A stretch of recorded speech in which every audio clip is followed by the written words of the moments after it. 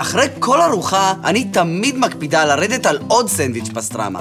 ככה לסגור פינה עם לחם טוב, חתיכה מלפפון חמוץ, וכמובן מיונז הולנדי אמיתי. מה? באיזה קטע? החזיר הזה גמר לי את המיונז. ארלה! כן, יקירה, אוי, את מנשנשת, תכיני גם לך. תסתכל, הבוקר עשיתי קניות.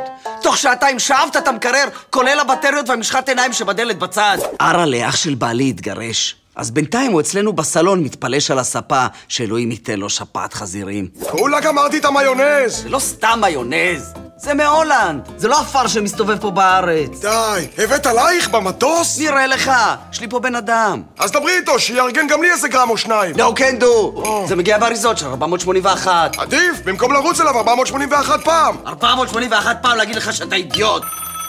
סופר הרצל שלום, מדברת הרצל, במה אוכל לעזור? כן, אני צריכה שליח דחוף. רגע, אני מעבירה אותך למשלחים. נו! סופר הרצל שלום, מדברת הרצל, במה אוכל לעזור? תקשיבי לי טוב, הרצל. אני פה עם סנדוויץ' פסטרמה פתוח על השיש, ונגמר לי המיונז. אני מוציאה לך את צבי, השליח הכי מהיר שלנו. שריד שיגיע, אני מתחננת, זה עניין של חיים ומיו. תודה לאל. שלום. הרגת אותי, כמה זמן לקח לך? 4 דקות על הטוסטוס מהסופר לפה ושעתיים מהאינטרקום למעלית. טוב, בסדר. תשאיר אותי לבד עם הדבר היפה הזה.